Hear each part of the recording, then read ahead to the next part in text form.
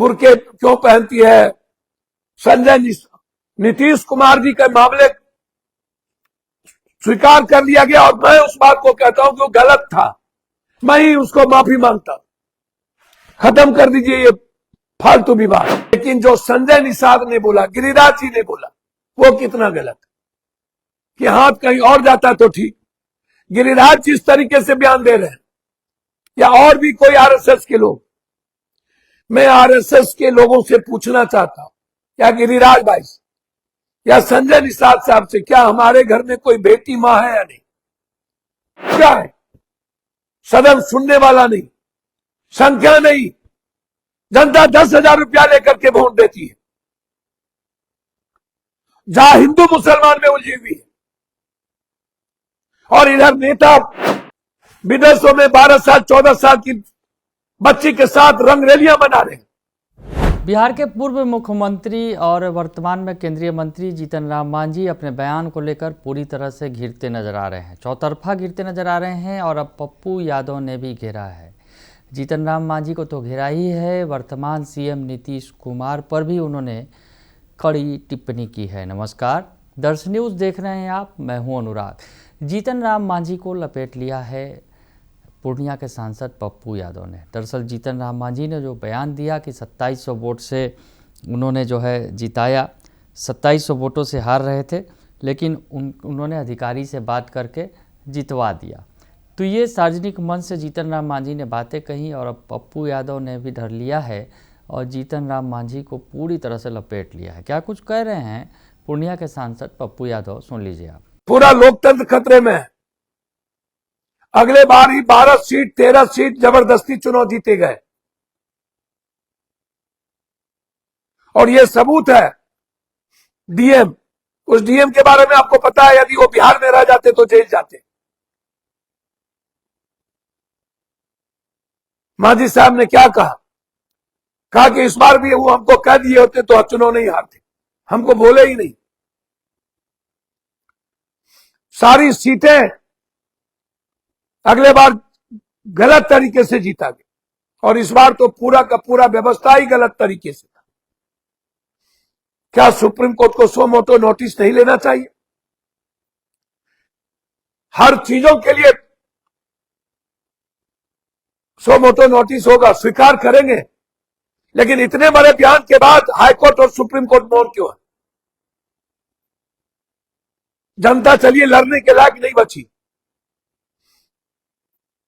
क्यों मौन है? वोट के अधिकार का हनन होगा। पूरे के पूरे गुंडा इंस्पेक्टर राज, चुनाव आयोग को पूरा कानून बदल दिया गया। ना आप उस पर कुछ बोल सकते हैं, ना उस पर केस कर सकते हैं, ना उसको बदल सकते हैं, ना उसको चुनाव आयोग से हटने के बाद केस हो सकता। क्या कानून की समीक्षा हमारा सर्वोच्च न्यायालय नहीं करेगा? कहां जाए? सदन सुनने वाला नहीं, संख्या नहीं, जनता 10,000 रुपया लेकर के वोट देती है, जहां हिंदू मुसलमान में उलझी हुई है, और इधर नेता विदेशों में 12 साल 14 साल की बच्ची के साथ रंगरलियां मना रहे हैं। पूरा दुनिया मस्त है, एंजॉय करो, जन्नत है उन लोगों के लिए। आपके भीतर क्रांति नहीं आती। अब क्या बच गया? मांझी साहब के बयान के बाद क्या बचा? जबकि पूरा का पूरा अगले बार का चुनाव, इस बार का चुनाव तो पूरा का पूरा चुनाव आयोग और पूंजीपति और अमित भाई लड़ लिए, नहीं जीत सकते थे। सभी जात का वोट इंडिया गठबंधन को मिला, नहीं जीत सकते थे। आज बैलेट पेपर से करा लो आज, अब देख लो तेलंगाना में कैसे हम जीते हैं बैलेट पेपर से, केरल में, पंजाब में। वहां क्यों बीजेपी 10 सीट नहीं जीती? जहां भी बैलेट पेपर से चुनाव होगा बीजेपी नहीं जीत सकती। हमें लड़ना होगा, हमें क्रांति करनी होगी। हम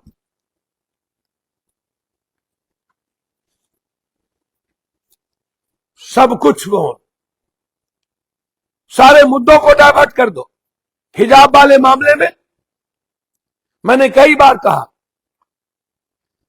हर जाति, धर्म, मजहब और हर क्षेत्र के लोगों को, साउथ हो, नॉर्थ हो, सबको जीने का अधिकार है।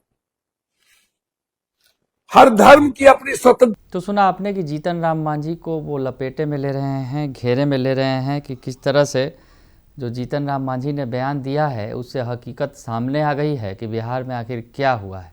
और उनका कहना है, अब तो केजरीवाल जी भी कह रहे हैं लोकतंत्र खत्म हो गया है, ये कहते नज़र आ रहे हैं पप्पू यादव।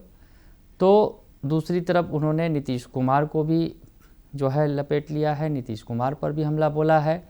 उनका ये कहना है कि उनका इंटेंशन गलत नहीं था, लेकिन जो उन्होंने किया वो बिल्कुल गलत है। उनकी तबीयत ठीक नहीं है, उनको भूलने की बीमारी हो गई है, वो मानसिक रूप से बीमार हैं। क्या कह रहे हैं पप्पू यादव नीतीश कुमार को लेकर, वो भी सुन लीजिए आप। हर धर्म की अपनी स्वतंत्रता है। मैंने कई बार कहा कि वो तरीका गलत था। यह अलग बात है कि नीतीश कुमार जी का इंटेंशन गलत नहीं था, वो मानसिक रूप से बीमार हैं, उनको भूलने की बीमारी हो गई है। नीतीश कुमार जी का भाव गलत नहीं हो सकता, लेकिन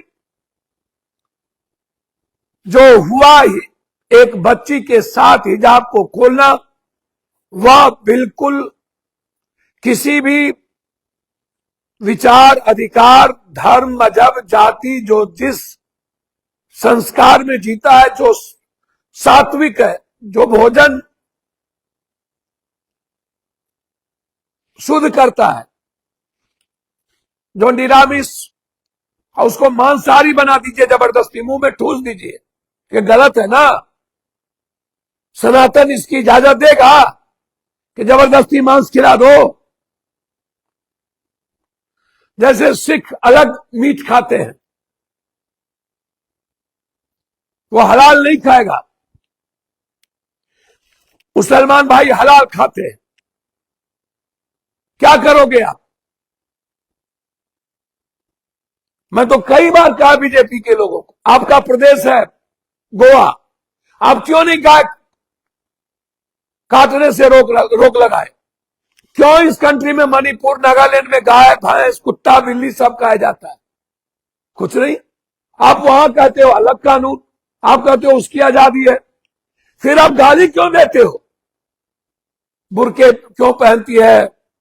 संजय नीतीश कुमार जी के मामले स्वीकार कर लिया गया और मैं उस बात को कहता हूं कि वो गलत था, मैं ही उसको माफी मांगता। खत्म कर दीजिए ये फालतू विवाद, हम माफी मांगते हैं, गलत हुआ मेरे प्रदेश में, हम दिल से माफी मांगते हैं। लेकिन जो संजय निषाद ने बोला, गिरिराज जी ने बोला, वो कितना गलत कि हाथ कहीं और जाता तो ठीक।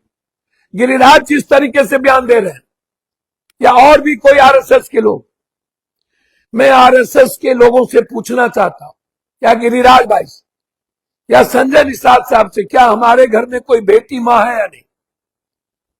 क्या आपकी बेटी पर क्या असर पड़ता होगा जब आप इस तरह की बात करते हैं कि हाथ नीचे भी जा सकता था? वो सुने होंगे तो आपके बेटी के मन पर क्या जाता होगा, आपकी मां, आपकी बहन पर क्या गुजरता होगा? गिरिराज भाई कब तक? अरे हम आपको सलाह नहीं देंगे, लेकिन आग्रह करेंगे, आप बोलिए, लेकिन बेटी मां को तो बकस दीजिए। पैर पकड़ते हैं, मां और बेटी कोई जाति नहीं होता, कोई धर्म मजहब नहीं होता, वो मां होती है। बेटी मां बहन की तो इज्जत करिए गिरिराज जी। आपके घर में भी बेटी मां बहन है, वो भी मेरी मां और बेटी बहन है। ये लोग गोबर हो चुके हैं, सुग्गर के गूं, इन लोगों पर कोई फर्क नहीं पड़ता, इन लोगों की दुकान उसी से चलती है, इन लोगों को विकास से कोई मतलब नहीं, कामों से कोई मतलब नहीं। बिहार में वादा किए करो ना 2 लाख, बनाओ चीनी मिल। झूठ क्यों बोलते हो? एआई, अभी आप दिलीप जायसवाल जी बोल रहे थे, मांझी साहब के बयान के बाद, नीरज भाई आप अच्छे वक्ता हो, दिलीप जी आप अच्छे मित्र हो मेरे, क्या ये गलत नहीं हुआ? आप भी नहीं बचेंगे नीरज भाई, एक दिन स्वीकार कर लीजिए। तो सुन लिया आपने कि नीतीश कुमार को लेकर वो साफ तौर पे कह रहे हैं उन्हें भूलने की बीमारी हो गई है, उन्हें मानसिक बीमारी हो गई है, और जो बच्ची के साथ हुआ वो गलत हुआ। नीतीश कुमार का इंटेंशन गलत नहीं था, लेकिन जिस तरह से भावनाओं से खिलवाड़ किया गया एक बेटी के साथ, वो बिल्कुल गलत है। तो पप्पू यादव ने, चाहे बिहार के पूर्व मुख्यमंत्री वर्तमान केंद्रीय मंत्री जीतन राम मांझी हों या फिर सीएम नीतीश कुमार हों, किसी को भी नहीं बख्शा है। बने रहिए दर्श न्यूज़ के साथ, तमाम खबरों से आपको अपडेट रखेंगे। फिलहाल के लिए इतना ही, धन्यवाद।